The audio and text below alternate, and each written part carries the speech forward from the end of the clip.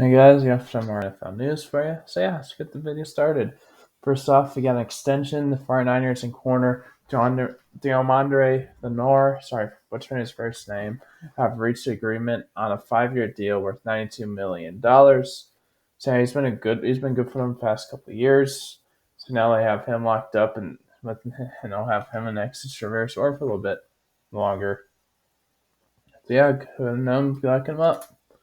Then we got some Seahawks and Dolphins news paired this together. The Seahawks are releasing linebacker Tyrel Dodson. Then the Dolphins, are claiming former Seahawks linebacker Tyrel Dodson off waivers. So the Seahawks released him. The Dolphins immediately signed him. He's a former Bills linebacker, so he's back in that division. And another Dolphins news is their right tackle Austin Jackson will undergo knee surgery and will miss the remainder of the season per head coach Mike McDaniel. So this is a big loss, especially because they did not have good depth on their line. And get to it back. You want to give them good protection to try to prevent more concussions. Now you just lost your starting right tackle, and Jackson's he's had a lot of struggles anyways, but still you like to have your starters because if he's starting, you probably don't really have anybody much better behind him. Because yes, he's a former first round pick, but that was in 2020. They didn't extend him, but yeah, either way.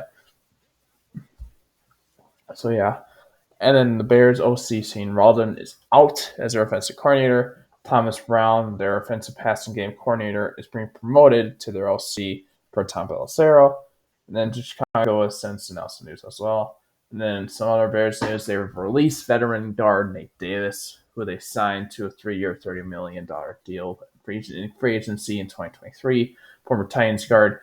He has talent. He just seems like he's one of those. No offense to him, he just seems like he's one of those players who once they get their big second deal, they just don't care as much because they got their money. He's been all right, but he's had a lot of struggles. So yeah, the Bears make a change there. It's offense in general, and there's some rumors going around that some of their veterans on offense have requested that they bench Caleb Williams. And yeah, Killians has had some struggles, but Tyson Bagent is only doing any better, and it's past the trade deadline, so you can't trade for any quarterback. But yeah, I guess it's our Seahawks news. I just separated this because I also have Dolphins news there. But yeah, the Seahawks have signed former Patriots and Vikings wide receiver / tight end McCary. Spent most of his career as a wide receiver, but this year he moved to tight end. Spent the offseason in the Vikings. I think they sent the practice squad first, but then they moved him off. So now he's with the Seahawks. Just a depth move. He's a former first round pick bust out of Arizona State. So yeah, in 2019, by the way, was when he was drafted, if you don't remember. And then Buccaneers left tackle Thurston Wirfs was diagnosed with an NCL strain following an MRI on Monday and is expected to be out a couple of weeks, per Athletic Insider and Ian Rappaport. Head coach Top Bills has confirmed Wirfs' injury when speaking with reporters on Monday, saying he's considered week to week. So that's a big loss. They already don't have Mike Evans, but they also got it's not an offense. So I was talking about Godwin's up for the year. By is week 11, so Wirfs will probably miss this week, and then he should hopefully be back week 12 because he's got the whole bye week. And it sounds like going into after Mike Evans' injury, they were thinking that too, but you never know for sure just because sometimes players recover faster than others. Evans is in his 30s. That's not too old. That's super old because he's in his early 30s. Once you get into your 30s, you don't recover as fast always. Even if they are crazy good athletes, which is his. But yeah. And then the Colts are going back to Anthony Richardson as their standing quarterback this week versus the Jets. It's kind of weird because before I came out with this, I had the Colts also announced that they were sticking with Joe Flacco. So I don't know if they changed their mind or if they just talked to their team and they decided it was better to go with Richardson or something. It's just I didn't announce things and have enough stuff to put on video, so I didn't do it. But yeah, so it's why are you saying that just literally the next day? Say, oh nope, we're starting Richardson again now. But Flacco has been doing bad. Don't get me wrong. So yeah, and then Bills should be getting back their linebackers missed all year so far. Matt Milano, biceps has been designated to return from injured reserve and was limited to practice today. So it's big news. Like, he's missed all year. He missed parts of last year as well with injury.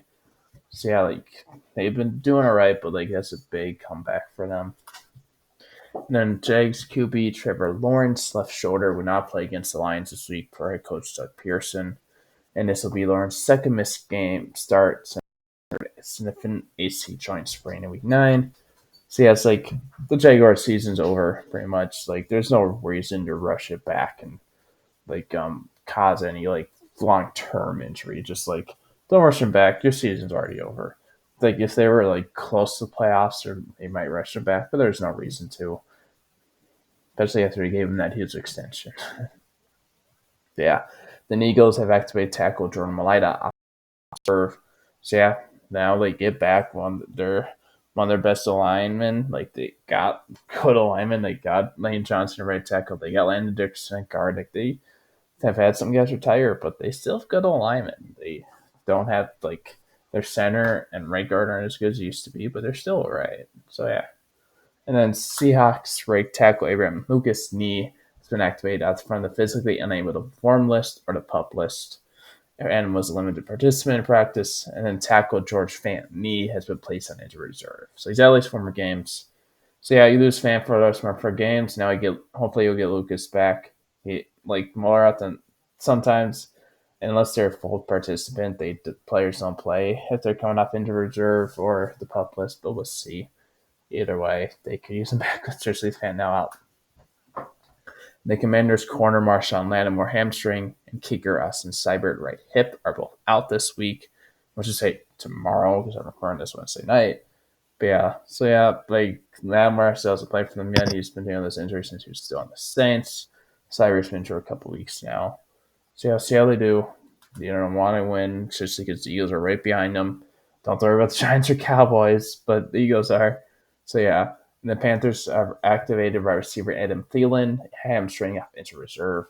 So yeah, they're coming off winning the first 2 games in a row since at least 2022. I know they didn't do it at all last year. I don't know if they did the year before, off the top of my head. So yeah, big addition Thielen. If he's not as good as he used to be, he still help. So yeah. And then Chiefs have designated running back Isaiah Pacheco, Fibula, for a return from injured reserve. He's been injured since week 2 or 3, I'm pretty sure. So yeah, he's been out a while. And then they're also activating Charles Omenihu knee to return from practice. He's missed all year due to injury. So yeah, Chiefs are still defeated. They're getting a little more reinforcements. And now, like, if you're in fantasy and you picked up Kareem Hunt since Pacheco got back, you should drop him soon, because like, once Pacheco's back, Hunt's not going to get as many carries. Even if they still do play Hunt, it's not going to be nearly as much. So the Chiefs do like to do a little bit of running back committee. Not as much as some other teams do, but they do it a little bit. So yeah, then Raiders tight end Michael Mayer is returned to practice after being away from the team for personal reasons since week 3. He's been designated to return off the reserve / non-football injury in the illness list. So hopefully everything's all right with his personal life, assuming everything's settled since he's coming back. But good to hear he's back on the team. And then Steelers linebacker Alex Highsmith ankle is dealing with a low ankle sprain. It could miss 2 to 3 weeks. Brenda for the Network Inside Aaron and Rappaport. Thomas said earlier in the day that Highsmith was carried surgery week to week. So yeah, week to week pretty much always means you're at least going to miss 1 game, unless you have a bye right after. That means you don't usually need at least 1 week. Otherwise, most times day to day. We'll see. But they did trade for Preston Smith to have that depth, and now he'll be starting if Smith does miss some time. He already has this year. So yeah.